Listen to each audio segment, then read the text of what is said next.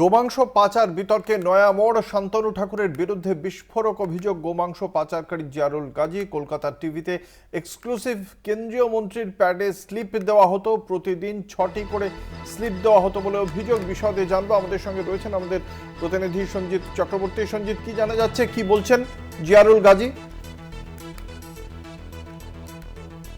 Tweet, বিশেষ করে কেন্দ্রীয় প্রতিমন্ত্রীর যে গোমাংস স্লিপ দিয়ে যে টুইট অত্যন্ত তাৎপর্যপূর্ণ। তারপরে যার নাম উঠে এসেছিল এই জিয়ারুল গাজী, অর্থাৎ এই জিয়ারুল গাজীকে বিশেষ করে উত্তর 24 পরগনার স্বরূপনগর যে থানা রয়েছে, সেই থানায় ভারত বাংলাদেশ সীমান্তের অর্থাৎ বিথারি আজিমপুর গ্রাম পঞ্চায়েতের মাঝের পাড়ার বাসিন্দায় জিয়ারুল গাজী বেশ কিছুদিন ধরে তিনি এই পাচারের সঙ্গে যুক্ত।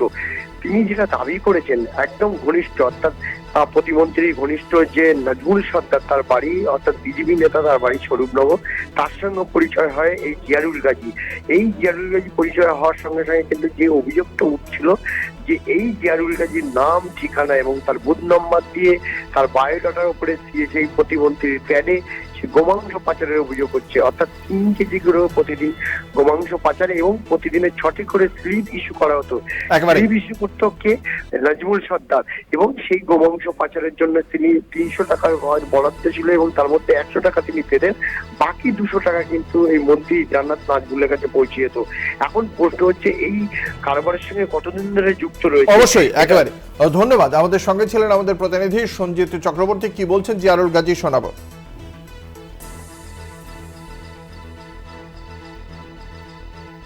দুদিন পাই আমরা, সপ্তাহের মধ্যে 2 দিন পাই আমরা।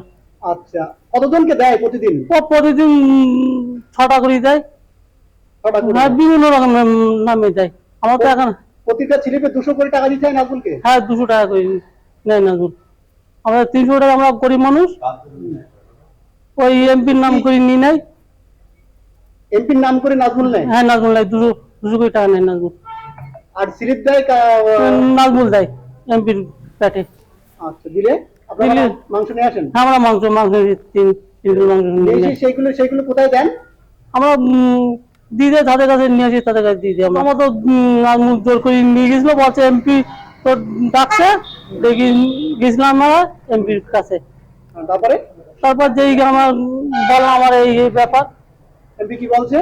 এমপি কিছু বলি না আমাকে, এমপির সংবাদের মাধ্যমে বলেছিল, আমারও বলতে বলেছিল। আমি বললাম যে আমার খাওয়ার জন্য মাংস নিয়ে যাই, 3 কিলো মাংস এমপির পেটে। জোর করে বলতে বলেছিল? হ্যাঁ, জোর করে বলতে বলছিল নাজমুল সর্দার। নাজমুলকে ওই বিজেপি করে এমপি রিপ্রেজেন্টেটিভ।